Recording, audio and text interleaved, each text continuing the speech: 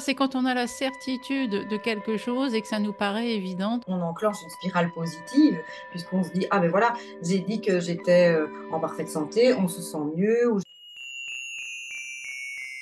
Bonjour, je suis Nathalie Lambois, formatrice, auteure, coach en développement personnel spécialisée dans le Feng Shui, Ho'oponopono et aussi la loi d'attraction. Et je suis accompagnée de... Muriel Marchand, je suis tarologue et coach en loi d'attraction et contrairement à ce qu'on pourrait penser, ça va très bien ensemble.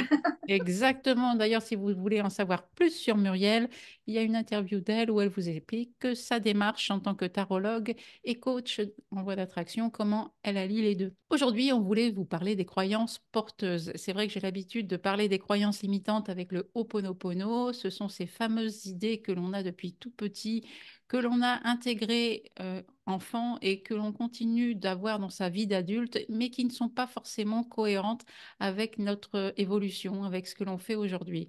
Donc il y a des croyances qui nous servent quand on est enfant, mais un jour, à un moment donné, elles ne nous servent plus, elles deviennent même limitantes, paralysantes. Je veux travailler dur pour réussir, c'est peut-être très bien quand on est à l'école et qu'on veut se dépasser, etc., et à faire des études longues, mais travailler dur quand on est adulte peut devenir un fardeau si on choisit toujours des métiers physiquement difficiles et qu'on n'est pas forcément en bonne santé. C'est en ça qu'on parle de croyances limitantes. Et Ho'oponopono nous aide à nous libérer de ces croyances sans forcément avoir conscience de la croyance qui a été agitée, qui a été réveillée. C'est très intéressant de comprendre que, en fait, lorsqu'on se retrouve dans des émotions difficiles, parce qu'on a reçu une mauvaise nouvelle, parce qu'on est confronté à une personne qui nous a dit quelque chose de désagréable, en fait, si on est de mauvaise humeur, si on a des émotions désagréables, c'est parce qu'une croyance a été réveillée. Et si elle vous fait mal, ça veut dire qu'elle est devenue limitante. Elle vous a servi petit, mais maintenant, dans votre vie d'adulte, elle ne vous est plus utile. Donc, on nettoie avec la formule du Ho'oponopono. Il y a des croyances donc limitantes, mais il y a aussi des croyances porteuses, c'est-à-dire des croyances que je garde précieusement en moi et que j'ai envie de préserver tout au long de ma vie. Et dans ces croyances porteuses, moi, j'en ai une qui est très forte. C'est plus je vieillis, mieux je suis, mieux je me sens vis-à-vis des autres, vis-à-vis de la vie, vis-à-vis même de ma santé. C'est une croyance que j'ai en moi et que je conserve précieusement parce que j'ai cette conviction qu'avec l'âge, les choses ne vont que s'arranger. Et toi, Muriel, est-ce que tu as des croyances porteuses à nous partager? Ah oui, oui, donc en fait, moi, j'ai toujours eu de la chance en immobilier, donc j'ai une vie qui a fait que j'ai dû déménager beaucoup de fois et j'ai vraiment pas envie de passer mon temps à chercher parmi des annonces, etc. Et donc, j'ai toujours eu la croyance que pour moi, l'immobilier, c'était facile. Donc, je trouve des maisons facilement, elles sont toujours très bien, très belles. Enfin, voilà, ça se passe toujours d'une façon fluide, tellement fluide qu'une fois, j'ai été confrontée à un départ qui devait être un peu précipité parce que voilà, le propriétaire devait récupérer son bien et on l'a fait en bonne entente, hein, voilà, il n'y avait pas de raison de le bloquer. Et donc, je lui ai promis que je partirais en 12 jours. Voilà. Et j'avais quand même des animaux. Alors, vous savez, maintenant, les propriétaires, ils n'ont plus trop envie de louer aux gens qui ont des animaux. Et j'ai trouvé une maison en 12 jours qui m'a accueillie avec mes deux chiens, mes deux chats. Voilà. Mais je doutais pas, hein, j'étais sûre. C'est ça, c'est quand on a la certitude de quelque chose et que ça nous paraît évident. Donc, c'est ce qu'on appelle les croyances porteuses. J'ai la même que toi par rapport à l'immobilier. Je sais que je trouverai toujours tout de suite. Et en général, je visite qu'une fois. J'ai cette certitude. Je ne sais pas d'où ça vient parce que peut-être aussi, je sais ce que je veux. Quand on travaille dans la manifestation, dans la loi d'attraction, eh bien, effectivement, on définit bien ce que l'on souhaite et ensuite, ça coule tout seul. Il n'y a pas à forcer. Donc, ces croyances porteuses, vous en avez certainement, et c'est celles qu'il faut conserver parce qu'elles vous facilitent la vie, en fait. Et Mhm. comment toi, tu arrives à définir si une croyance est porteuse ou limitante? Bah, Parce que, déjà, ça va être dit dans un contexte positif. Par exemple, les gens qui disent, par exemple, pour le poids, ah, moi, de toute façon, moi, je mange ce que je veux, je grossis jamais. Mais il y a des gens qui disent ça comme ça parce que, voilà, ils l'ont, entre guillemets, peut-être vérifié. Et donc, voilà, c'est quelque chose qui s'est présenté à eux. Ils se disent, tiens, oui, c'est vrai, moi, je mange n'importe quoi, je grossis pas. Et donc, hop, ils l'alimentent, ils se le répètent. Ben, forcément, ça devient une croyance. Et c'est une croyance qui est porteuse. Autant vous répétez ça. Donc, je pense que c'est ça, c'est quand on se rend compte que des fois, on dit des choses positives par rapport à nos comportements ou à nos réactions. allez, les gens qui disent, ah, de toute façon, j'ai toujours de la chance. Oh oui, là, il faut que je te raconte, mais j'ai eu de la chance, mais j'ai toujours de la chance. Mais on ne se rend pas toujours compte qu'on le dit. Et ça, c'est une croyance porteuse. Oui, oui, il y a une personne que j'avais rencontrée dans une réunion et qui me disait, moi, de toute façon, je trouve toujours l'emploi qui me convient, au prix que je souhaite, au salaire que je souhaite. Et elle en était tellement persuadée que c'était toujours comme ça que ça se passait.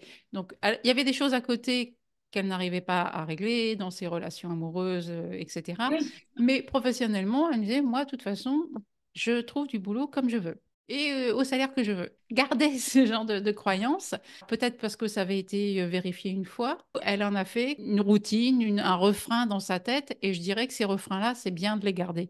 C'est même de les conserver et de se les répéter. Donc, d'où l'intérêt quelquefois de se lancer dans les affirmations qui vont à l'encontre de ces croyances limitantes qu'on a détectées, parce que même si au début, elles sonnent faux, on n'y croit pas, ça résonne pas bien, au bout d'un moment, il va y avoir un déclic. Il y a un Mhm. truc qui va se passer. Clac.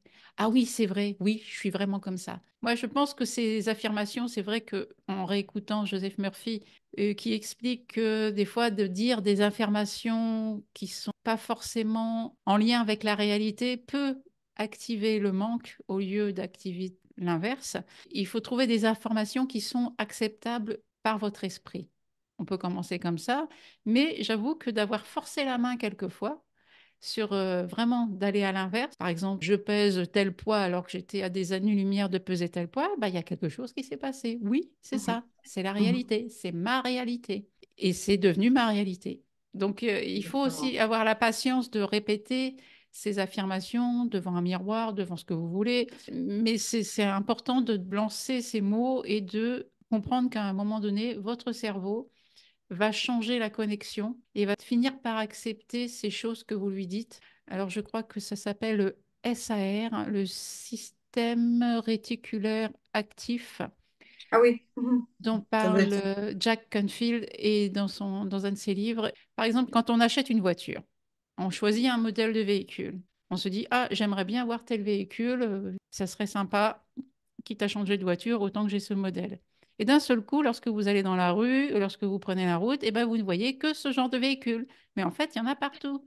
Non, c'est simplement que votre cerveau s'est mis dans le mode détection de l'information que vous lui avez donnée. Ben, c'est ça. Quand on crée de nouvelles affirmations qui sont à l'opposé, on va créer de nouvelles connexions au niveau cérébral qui vont vous permettre de détecter tous les éléments qui sont en rapport avec cette affirmation.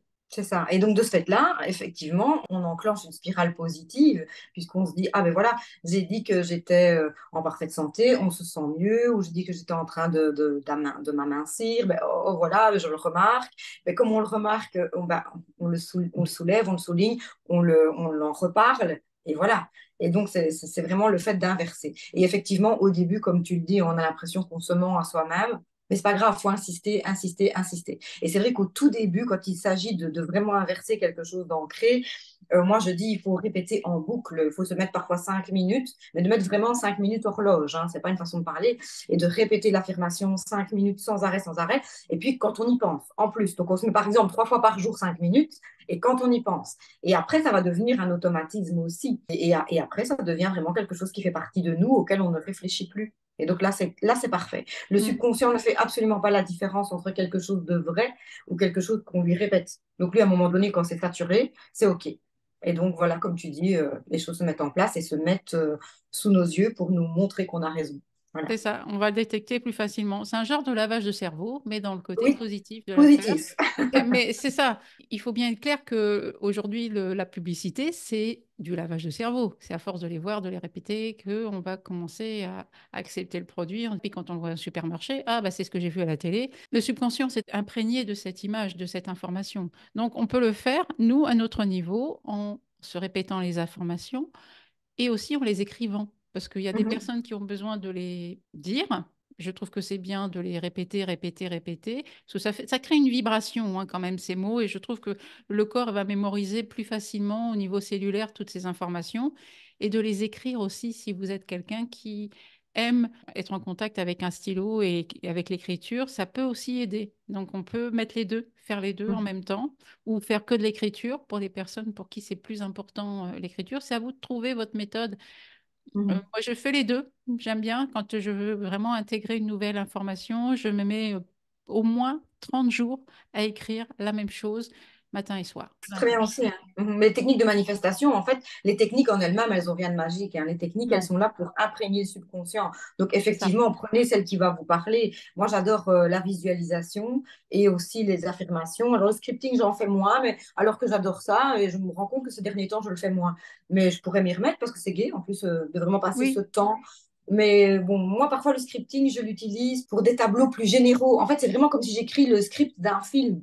Donc, le personnage est comme ça, il fait ça, il fait ça, il fait ça dans tous les domaines. Moi, j'aime bien les scriptings généraux, pas forcément pour répéter une affirmation, alors que ça fonctionne aussi, hein. mm, Voilà, ça dépend comment la technique nous parle. Et ça, c'est important, c'est de juste déterminer celle qui va fonctionner pour vous, celle qui n'est pas contraignante, parce que c'est pas la peine d'aller en rajouter quand on est déjà dans un moment où on veut inverser quelque chose. C'est pas pour aller se dire, ah oui, alors en plus, maintenant, je dois faire un exercice contraignant. Pas du tout. Ça doit voilà. être tout le temps dans une harmonie. Normalement, l'idéal est d'arriver à se sentir bien. Ça n'arrive pas tout de suite. Mais au moment où vous faites vos affirmations, vous dites, ah, je crée, je suis en train de créer, quel bonheur, je suis en train de mettre des choses en place pour moi, du positif, je me rends compte que je le crée. À ce moment-là, on est plus léger. Il faut un peu de temps. Quand on n'a pas l'habitude, il faut un peu de temps.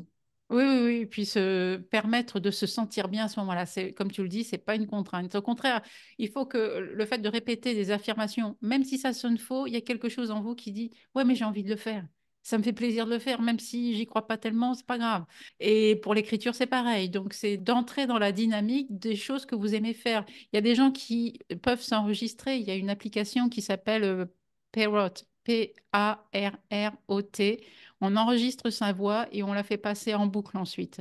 Donc, ça peut être une technique. Il y a des tas d'outils qui existent aujourd'hui qui sont à notre disposition pour entrer dans la déprogrammation et la reprogrammation de notre subconscient ou de ce SAR pour pouvoir justement créer des choses dans notre vie qui soient vraiment cohérentes avec notre être profond. C'est vrai qu'il y a des gens qui me disent aussi, mais moi, je préfère laisser les choses se faire, laisser la vie me proposer. Oui, c'est bien aussi. C'est bien aussi. Maintenant, si vous êtes heureux, c'est très bien. Mais si vous êtes malheureux, sachez que vous avez la possibilité de changer certaines croyances. Vous n'êtes pas obligé de vous attaquer à tout et d'avoir, je sais pas, un objectif financier, amoureux, vacances ou je ne sais quoi, ou business. Non, non, en fait, à votre rythme, avec des éléments qui vous parlent vraiment, que vous avez envie de changer.